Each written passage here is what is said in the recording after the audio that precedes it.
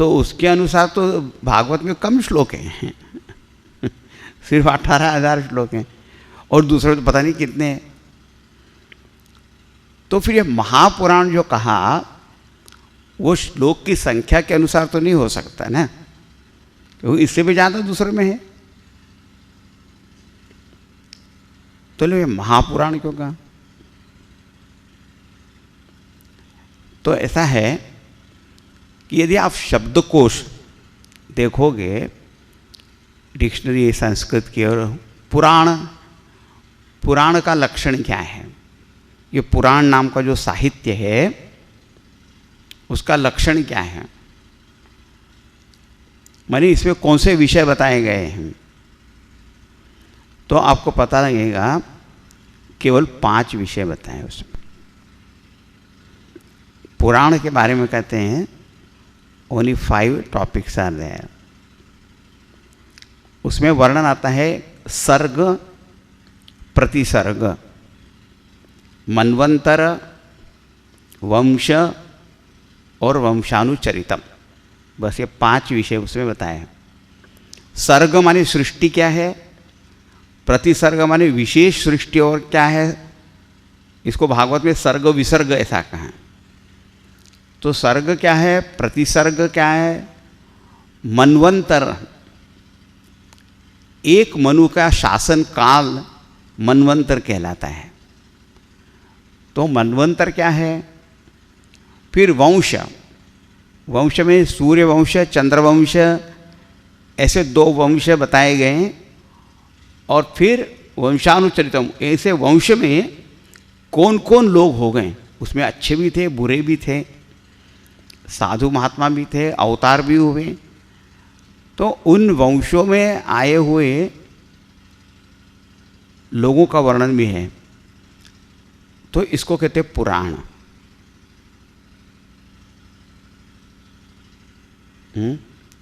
सर्ग, प्रतिसर्ग, मन्वंतर, वंश और वंशानुचरितम। लेकिन यदि आप श्रीमद् भागवत पढ़ोगे तो भागवत में ही बताया गया है कि 10 विषय बताए गए हैं इसमें है ना। स्वयं सुखदेव जी ही कहते हैं यहाँ पे कि यहाँ पर क्या क्या बताया है कि अत्र सर्गो विसर्गश्च स्थानम पोषणम ऊतयः मन्वंतरे ईशानुकथा निरोधो मुक्तिराश्रयः। तो बोले 10 विषयों का विवेचन किया गया है। तो 5 तो आ गए जो पुराणों के हैं, लेकिन और भी यहाँ पर विस्तार किया हुआ है। सर्ग, विसर्ग, स्थान, पोषण, उतयः, मन्वंतर, ईशानुकथा, निरोध, मुक्ति और आश्रय, इसे 10 विषय यहाँ पर बताएं, इसलिए वो महापुराण कहते हैं, महापुराण। और भी बहुत सी विशेषताएं हैं। तो हम श्रीमद् भागवत के बारे में अभी देखेंगे। फिर तो आपको मैंने शास्त्री उसमें बता दिया कि श्रुति, स्मृति, इतिहास, पुराण, ये 4 महत्व के क्यों हैं,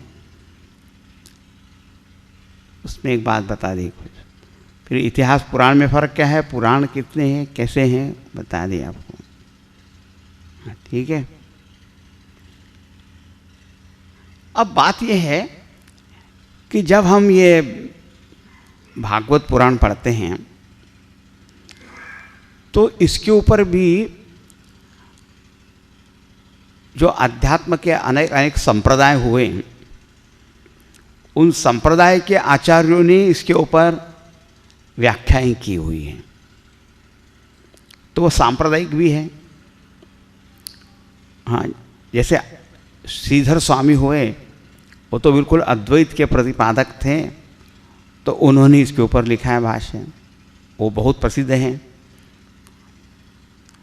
उसके दूसरा भाष्य प्रसिद्ध है जो है श्री वल्लभाचार्य जी का, शुद्धाद्वैत के प्रवर्तक रहे, तो वल्लभाचार्य जी का भी है। और अलग अलग संप्रदायों के भी आचार्य और भक्त हुए, उन्होंने भी इसकी व्याख्या की है, संस्कृत पंडितों ने भी की है,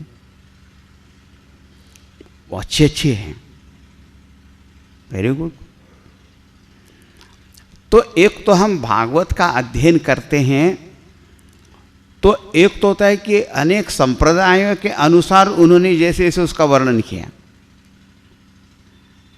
है ना। एक होगा कि भाई भागवत में सीधे सीधे क्या बताया हुआ है ना, हम उसको अपनी शास्त्रीय भाषा में उसका अध्ययन कर सकते हैं। जैसे अभी मैंने बताया कि पुराण क्या होता है, और हम जो श्रद्धालु लोग हैं उनके लिए जब बताया जाएगा, अरे श्रीमद् भागवत परमहंसों का धन है, और लोग कहेंगे परमहंस होता क्या है, वो हमें मालूम नहीं। या हम कहेंगे देखो इस पुराण की विशेषता क्या है कि स्वयं नारायण भगवान इस पुराण के आदि गुरु हैं। उन्होंने यह ज्ञान एक ब्रह्मांड के सृष्टिकर्ता ब्रह्मा जी को दिया। ब्रह्मा जी ने अपने मानस पुत्र देवर्षि नारद जी को दिया। नारद जी ने विशाल बुद्धि भगवान वेदव्यास जी को दिया, और उन्होंने अपने अत्यंत विरक्त शिरोमणि ऐसे पुत्र सुखदेव जी को दिया। और सुखदेव जी ने अत्यंत श्रेष्ठ राजा परीक्षित, उत्तम अधिकारी, उनको दिया। तो जरा देखो तो सही, ये ज्ञान की गुरु शिष्य परंपरा है, ये सब परंपरा है। हम श्रद्धालु लोग जितने भी हैं उनको बाप। अब दुनिया में ऐसे भी लोग हो सकते हैं, कोई नास्तिक भी हो सकता है, कोई आस्तिक भी हो सकता है। कोई आस्तिक भी है तो भी कोई इतनी प्रकार की कोई श्रद्धा उनमें, क्योंकि बहुत से लोगों को तो नारायण भगवान, ब्रह्मा जी, देवर्षि नारद वगैरह कौन ये भी नहीं मालूम है। हाँ सच बता रहा हूँ, आपको लगता है कि आपको मालूम है इसलिए सबको मालूम है लेकिन आप देखने जाएंगे ना तो ये भागवत क्या है और भगवत गीता क्या है, इसी में फर्क। लोग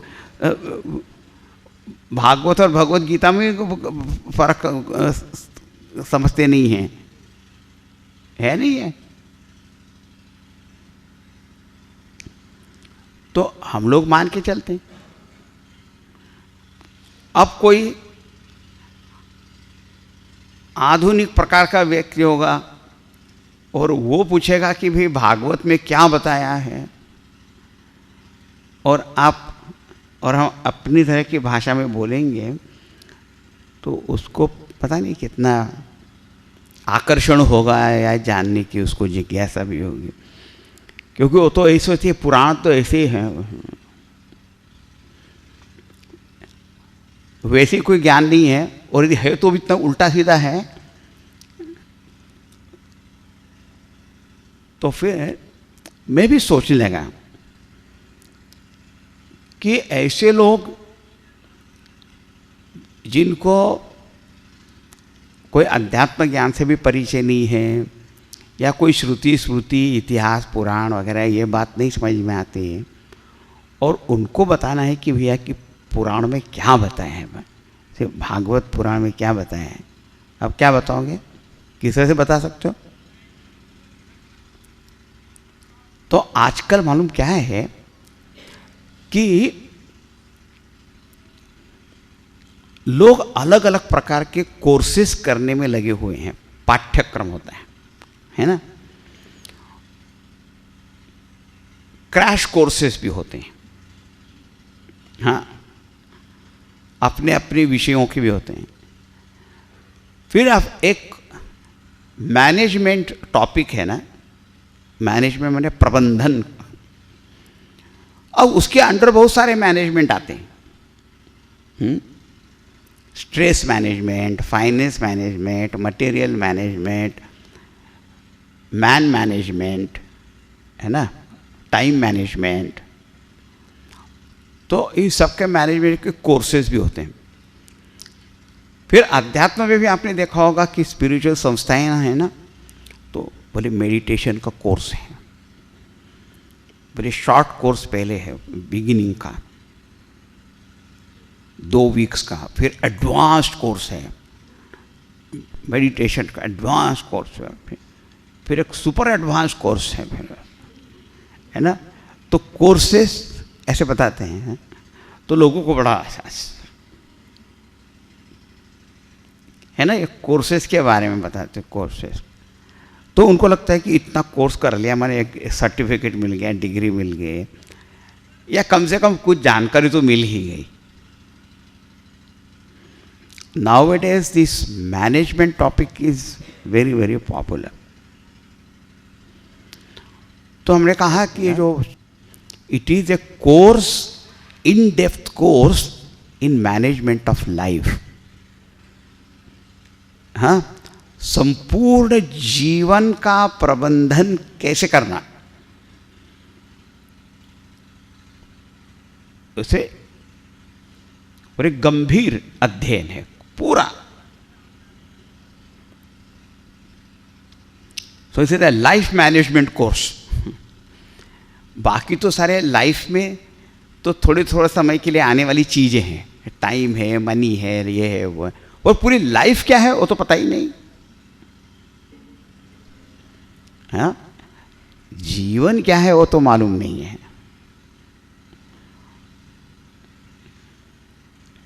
इसलिए छोटी मोटे कोर्स करे, छोटी मोटी बात करे तो कोई काम बनता नहीं है। हाँ, एक मजेदार बात मैंने सुनी।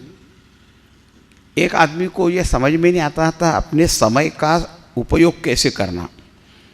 वो हमेशा काम करे पीछे रह जाता था, इतना पाइल अप हो जाता था काम, अरे अभी तो ये रह गया, वो रह गया।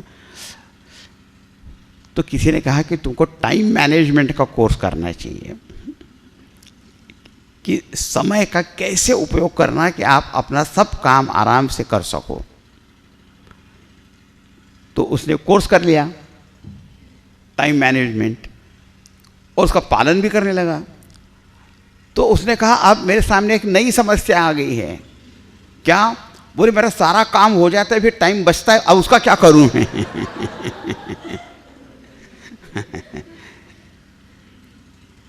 तो अब वो रिमेनिंग टाइम का मैनेजमेंट कैसे करना, उसका अलग कोर्स करो। फिर अब कितने कोर्सेस करोगे आप?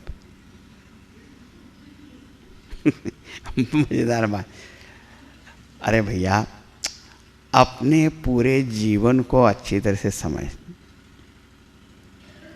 है नहीं? तो पूरा जीवन क्या है, जन्म से लेके मरण तक, और तो और पिछले जन्म, आगे के जन्म, बहुत सारी चीजें, केवल यही नहीं है। इसे कहा कि भागवत और भी बात बताता है कि नॉट ओनली मैनेजिंग प्रेजेंट, लेकिन आगे भी और क्या हो सकता है, और इस जन्म से छुटकारा भी कैसे हो सकता है, ये सब बताने वाला कौन सा कोर्स कहीं मिलेगा आपको? भूत, वर्तमान, भविष्य बताने वाला।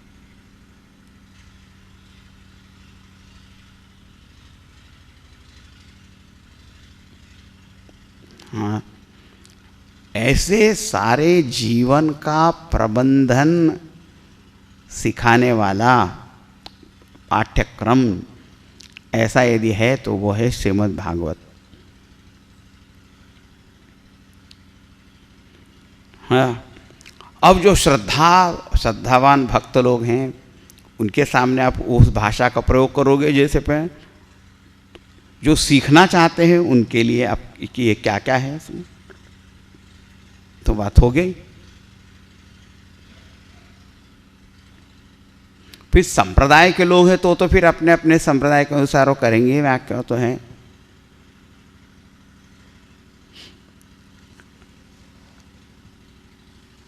दूसरी तरह से देखेंगे तो मैंने एक जगह कहा कि ये जैसे दूरदर्शन पे, टेलीविज़न पे अलग अलग चैनल्स होते हैं, है ना। एक इसमें सारे सिनेमा ही दिखाते रहते हैं, एक जगह स्पोर्ट्स को दिखाते हैं, एक होता है न्यूज़ चैनल, न्यूज़ ही चलती रहती है। हाँ, तो ये हमारा है सत्संग चैनल। वैसे अभी टीवी पे भी ऐसे सत्संग चैनल आए हैं, है ना, वो किसी न किसी जो कहीं पे हो रहा है उसको दिखाते रहते हैं। जैसे आस्था है, संस्कार है, भक्ति सागर है, ये है, अलग अलग भाषाओं में बहुत सारे चैनल्स आ गए हैं, तो वहाँ पे दिखाते हैं, वो भी ठीक है। लेकिन हमारा ये श्रीमद् भागवत ग्रंथ ऐसा है, शुरू से आखिर तक सत्संग ही है उसमें तो, हाँ।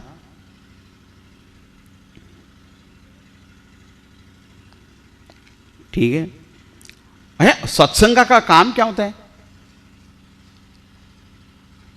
सत्संग इज मेड फॉर व्हाट? तो इसका बहुत सरल वर्णन हमारे गोस्वामी जी ने किया। रामायण में बालकांड में